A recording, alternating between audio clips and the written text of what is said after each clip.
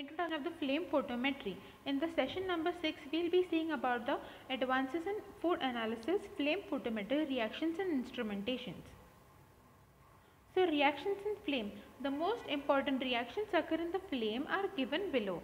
Dissociation of the molecules. That is, if we take a compound named if we take a compound M, then the formation of the compounds with the flame will be M plus Y is equal to M by dash, and the isolation of atoms will take place. In these equations, P is the partial pressure of the species indicated by the subscript. The partial pressure of the flame gas components is much larger than the partial pressure of the given element. It is therefore considered constant and included in the equilibrium constant. Clear? Instrumentation of flame photometry. Now, instrumentation of the flame photometry is precisely given in the diagram below. In flame photometry, the sample is introduced into flame where it undergoes a number of processes leading to formation of excited atom species which emit radiations. The radiation is then measured and suitably analyzed.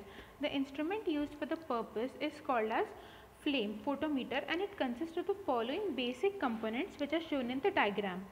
Flame atomizer. It converts the sample into excited atomic species and consists of the following. Nebulizer and mixing chamber. It is a means of transporting a homogeneous solution into a flame at a steady rate. Atomizer burner. Here the fuel and oxidant burn to give the flame that can be maintained to constant form at a constant temperature. Monochromator. It isolates the light of the wavelength to be measured from that of the extraneous emissions. Detector. It helps in measuring the intensity of radiation emitted by the flame. An amplifier and readout devices is usually to amplify the signal and provide the suitable output. The role of the atomizer is to generate the vapors to analyte which gets excited by the thermal energy of the flame and then emit characteristic radiation that is measured. The flame atomizer assembly consists of two components. The prior is a nebulizer where the sample is in the form of a solution, is drawn in and converted into fine mist or an aerosol. It is then passed on to a second component, that is a burner, along with air or oxygen as a fuel gas. In the flame, a number of processes occur that convert the analyte into excited species. Let us learn about the nebulizers used in a flame photometer. What is nebulizer? We'll see in detail. Nebulizer is a device used for sample introduction into the flame. The process is called nebulization and consists of thermal vaporization and dissociation of aerosol particles at high temperature, producing small particle size with high residence time. A number of nebulization methods are available, a few listed such as pneumatic nebulization, ultrasonic, electrothermal, hydride generation. However, we will discuss about some pneumatic nebulization only. It is the most commonly employed nebulization method in flame photometers. Now, atomization burners.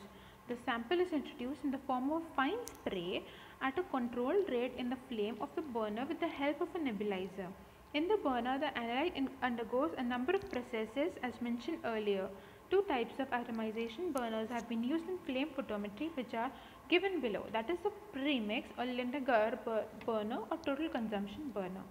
Monochromator. The role of a monochromator is to disperse the radiation coming into the flame and falling on it. Detector. The function of a detector is to measure the intensity of the radiation falling on it. Photoemissive cells or photomultiplier tubes are commonly employed for the purpose. These detectors are also used in UV visible spectrophotometers. That's all for this session. Thank you.